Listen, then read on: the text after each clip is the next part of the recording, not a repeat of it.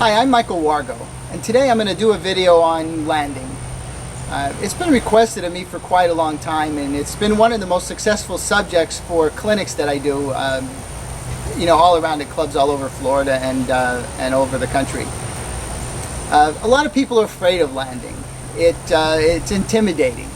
There's a lot of fallacies about landing, so what I want to do is demystify some of the principles and just basically go through the entire process, how I do it, and learn what's right, learn what's wrong, and even show you some of the mistakes I've made over the years.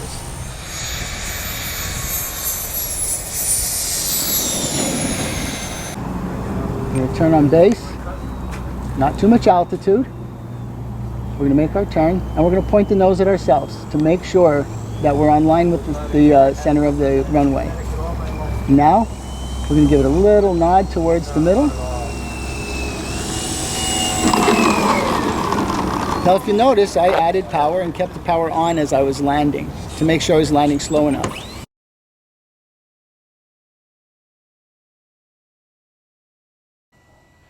Two things are important. I am landing with power, and the angle of attack on the airplane is correct. When you look here, you can see and feel the fact that I am adding power to keep that plane flying. We really have to make certain we know that our plane has to be flying slow so that it's right below that stall speed, and we have to add power to keep it flying. Narrow wheels? I want to discuss airspeed. There's a big fallacy that is all over the place, and people saying you got to land it hot, you got to land it hot. And people hearing that so much have a tendency to really fly the planes in fast. But the bottom line is, if it's coming in too fast, it's going to want to go back up again if you hit the ground. And it's a very dangerous condition. It will run you off the end of the runway. The plane will get airborne again. If you're flying a jet, it's just death if you land and it doesn't want to stop. Planes have to come in at the proper airspeed. There are some planes that have to land a bit faster. But the bottom line is we've got to slow the airplane down. If it's got a slightly higher stall speed, then yes, the plane has to come in a bit faster. But the trick is to hold it off, get the nose up in the air, or let the flaps work, because eventually once you get inside ground effect and the plane is low, the plane will land properly. You just cannot let the wheels touch down before the plane is actually ready to do it. Here's a great example of just not coming in slow enough. I'm doing everything possible to slow it down, but obviously, if you're not going slow, it can take to the air again. As you can see, this guy is too high, almost over the middle of the runway as well. And guess what? The altitude transfers to airspeed, and the plane is too fast.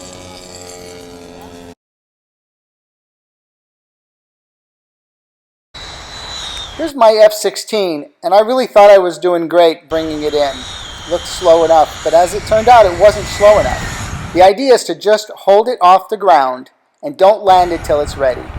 And you can see how smooth it ended up. This is another reason why I promote a long approach, because you have a lot more runway.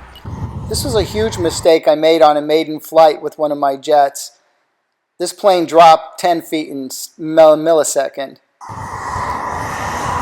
Obviously it worked out okay, but I was just too slow and the plane just fell. This is my F-15 from the opening sequence. As you can see, it's already fairly low at the very beginning of the runway, and the nose is high, so it's beginning to slow down. Speed is critical. But if you'll notice, it is a maiden flight, and I did not land until I was sure that plane was slow enough. Hold it off as long as you possibly can. Tip stalling is very real. A lot of the aerobatic planes I fly don't have to worry about it so much. They'll land very, very slow. But jets and other things like that, or warbirds, are notorious for tip stalling at slow speeds. The trick is, don't land it too slow. Just make sure you slow it down enough that once you get into ground effect and you're over the ground, the plane isn't traveling another 200 feet before it can get slow. The trick to this is a nice long approach, so you have plenty of time to slow the airplane down.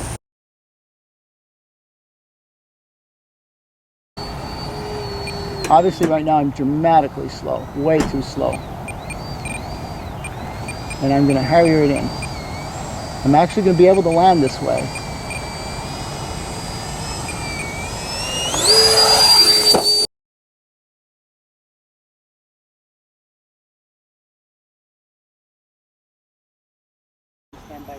I've been told by many people that this is their favorite tip of all time. I talk about pointing the nose at you rather than trying to point the nose down the runway. As you can see, this jet looks like it's pointed dead across the runway. It was a maiden flight, and I was a little nervous about the lake right there too. Watch how it ends up in the center of the runway. Oddly enough, nothing is forced, and you can see exactly where the aircraft ended up. But this is a very safe way to do this. We're going to point the nose towards us and let the plane slow down, and then just start adding power back. And then when it gets close, we're going to make sure it's on the center line. Nose up.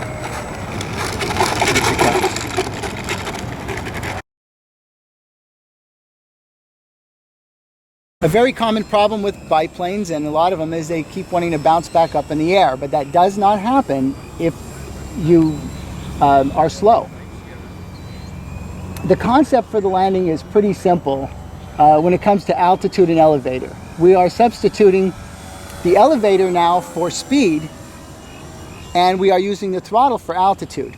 I'm going to do a very steep ascent now, and I'm going to show you the result of using the throttle for altitude. Okay? Now, the plane is falling, I have full elevator, and I'm just going to add enough power to control the rate of sink. I can stop it at any point I want. I'm adding power, power, power, power, a little more. Look how softly you can bring it down. And that was a very steep. I'll do it one more time and exaggerate it even more. We'll go straight up and straight down. Okay, now watch. We're going to go almost vertical. Notice the elevator is full, and I'm just going to add power. And we can still touch down nice and soft. Okay. This is obviously a jet. And again, we want to have a nice wide berth. Point the nose at us. But in this case, we're going to slow it down a lot better. And I'm going to show you the angle of attack. We're going to see we've got the nose up in the air. So we're going to try and, you see me just flying it in like this. And we're going to use the throttle for altitude. And we're going to do the same thing again this time. Now I'm going to exaggerate it a bit, and I'm going to kind of almost harrier land just to demonstrate what that kind of looks like. So I'm going to stall it a lot earlier. I don't recommend doing this necessarily. See?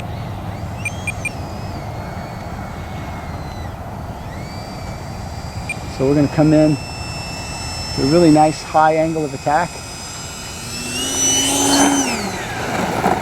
Kind of just dropped it down. Okay, at this point we're going to try and execute a landing where the wind is blowing so hard crosswind that the plane is literally going to want a weather vane. It's going to want to point into me personally and not down the runway. The fear of the wind is a huge factor for most pilots, and it's just completely unnecessary. What you need to do is completely forget about the wind and let the plane do whatever it wants, and start getting it close to the ground and start approaching your target, which is the runway. If the runway's a little bit sideways, it doesn't really matter, and I'm going to show you right now. And you'll watch the wind just weather vane it and watch its direction. Now you see it turning? That's not me. And all I'm going to do is just let it get to the runway and just kick the rudder just a little bit. But the angle of attack was controlled by the wind, not me. In general, it's foolish for me to try to control the angle of attack with this aircraft because the wind is always going to fight it. So my suggestion is don't fight it. Just let the wind do with it what it wants. And in this case, it wants to face across the runway. So see if we can get a better example. There you go. You see it weather vaning? That's not me. So I'm just going to fly it to the runway. And then as soon as I get there, I'll just tip the wing a little bit and make sure it's headed in the right direction. These next 3 clips are from a full-scale aircraft air show, and you'll see that the wind was so strong here that we actually considered not performing because of the heavy crosswind. Flaps up. This addiction is so light, and you can see it was pointed directly across the runway. But you can see I ended up pretty close to the center line anyway. The big deal here is the wind turning it ends up making the aircraft more buoyant in that direction. So it's actually very easy to handle if you don't try and over-control it. And same show, you can see how this plane was coming across the runway. Look at the shadow. But as you can see, I just kind of moved it a little bit towards the center and it landed nicely. I love this example because of the high winds. This thing was able to land super, super slow. The wind can definitely be your friend.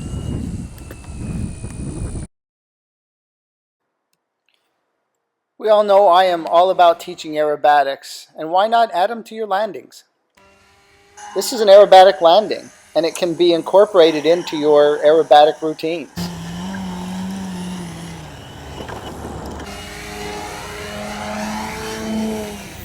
Here's the end section of a video where I just use fancy landings as part of my aerobatic routines. I think they're very effective and shouldn't be dismissed as just a way to get the plane down.